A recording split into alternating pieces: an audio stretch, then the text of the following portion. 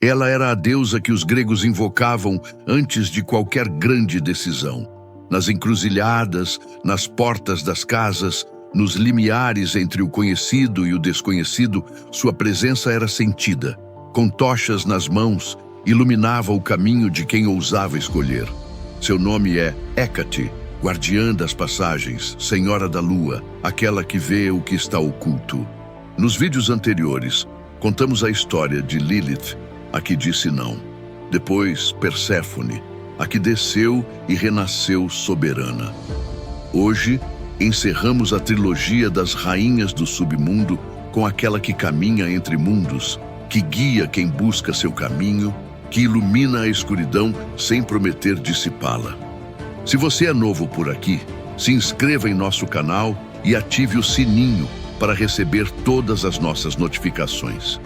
Nesta investigação, vamos mergulhar na história de Hécate, a deusa que guarda as portas, que acende tochas na escuridão, que ensina que às vezes não precisamos de um caminho iluminado, apenas de luz suficiente para o próximo passo. Bem-vindos ao canal Sanguis Scriptum. Hécate é uma das figuras mais antigas e complexas da mitologia grega. Seu nome aparece já nos textos de Hesíodo, na Teogonia, onde ela é descrita como uma deusa honrada por Zeus acima de todas. Ele lhe concedeu domínio sobre a terra, o mar e o céu, um poder raramente dado a qualquer divindade.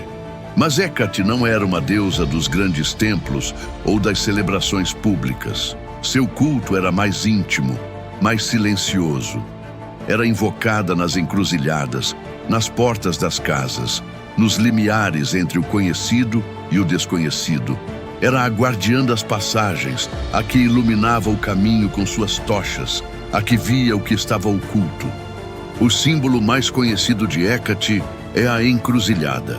Na Grécia Antiga, as encruzilhadas eram consideradas lugares perigosos e sagrados, onde caminhos se encontravam, onde almas podiam se perder, onde forças invisíveis podiam ser encontradas.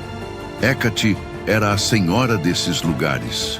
Ela era invocada por aqueles que enfrentavam escolhas difíceis, por quem estava prestes a partir em uma jornada, por quem precisava cruzar um limiar.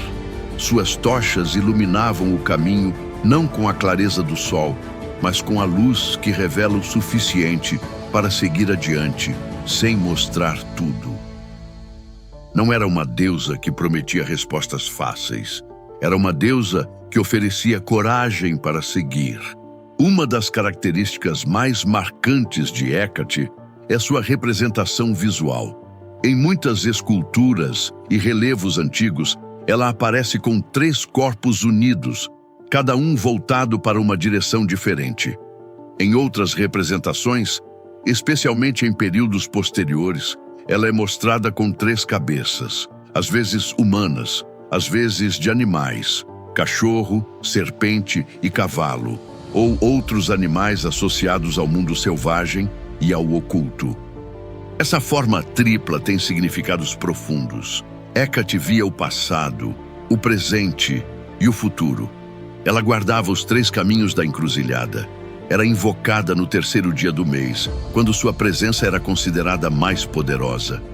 Em algumas tradições, suas 3 cabeças representavam sua conexão com os 3 reinos, céu, terra e submundo. Ela não pertencia a apenas um, transitava entre todos. Hécate desempenha um papel fundamental no mito de Perséfone. Quando Deméter buscou sua filha, foi Hécate quem ouviu o grito. De tocha na mão, ela desceu ao submundo para guiar a deusa da colheita em sua busca. E quando Perséfone se tornou rainha do submundo, Hécate ficou ao seu lado, não como serva, mas como companheira. Ela caminhava com Perséfone entre os 2 mundos, iluminando seu caminho, compartilhando seu poder. Assim, Hécate se tornou a ponte entre a vida e a morte, entre a escuridão e o retorno, entre o que foi perdido e o que pode ser encontrado. As tochas são o símbolo mais constante de Hécate. Em todas as suas representações, ela as carrega, uma em cada mão, ou em cada uma de suas mãos, quando representada em sua forma tripla. A tocha não é a luz do sol, que tudo revela de uma vez. É a luz que guia, que mostra o passo seguinte, que permite atravessar a escuridão sem ser cegado por ela. Hécate não prometia dissipar as sombras, prometia iluminar o suficiente para que você pudesse seguir.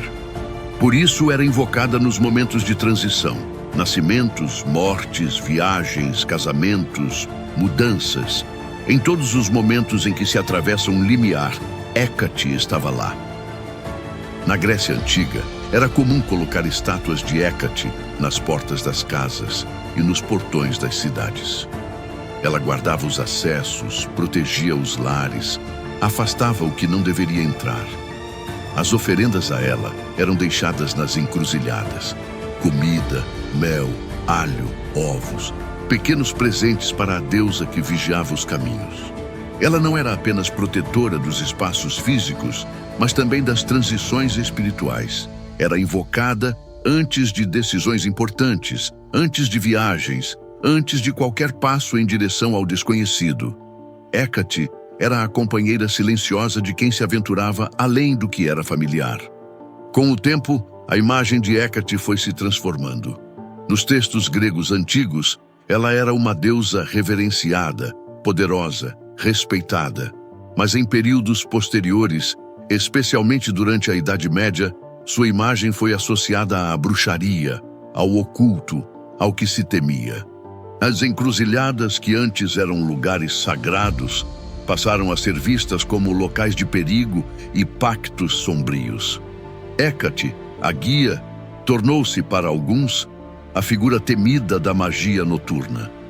Seu culto foi empurrado para as margens e sua imagem distorcida. Nos últimos séculos, Hécate tem sido redescoberta, não como a figura temida da bruxaria medieval, mas como a deusa antiga que ilumina as encruzilhadas, que protege as passagens, que guia quem busca seu caminho. Hoje ela aparece em livros, em séries, em movimentos espirituais que resgatam o sagrado feminino. É invocada por quem busca clareza em momentos de transição, por quem precisa de coragem para escolher um caminho, por quem sabe que a escuridão não é um lugar de medo, é um lugar onde a luz se torna mais visível. Hécate nos lembra que nem todo caminho é reto, que as encruzilhadas não são lugares de perda, mas de escolha, que as portas que guardamos podem ser tanto entradas quanto saídas, dependendo da direção que escolhemos. Ela nos ensina que a luz nem sempre precisa ser absoluta para ser suficiente. Às vezes, uma tocha na escuridão é tudo o que precisamos para dar o próximo passo.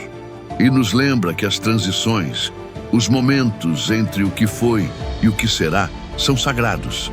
São lugares onde podemos encontrar orientação se soubermos olhar. Lilith nos ensinou que dizer não é sagrado. Perséfone nos ensinou que descer pode ser um caminho de volta. Hécate nos ensina que nas encruzilhadas não precisamos saber todo o caminho, apenas o próximo passo. 3 rainhas, 3 histórias, 3 forças que atravessam mitos, culturas e séculos, nos lembrando que a escuridão não é um lugar de punição. Pode ser um trono, um portal ou uma tocha que acendemos para seguir adiante. E você, qual dessas rainhas mais ressoa com sua jornada? A recusa de Lilith, a transformação de Perséfone, a luz de Hécate nas encruzilhadas? Comente abaixo. Você conhecia a história de Hécate antes deste vídeo? O que ela te fez pensar? Se inscreva em nosso canal, curta e compartilhe este vídeo.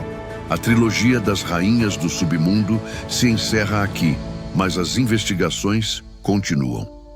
Lembre-se, às vezes não precisamos de um caminho iluminado, só precisamos de uma tocha que mostre o próximo passo.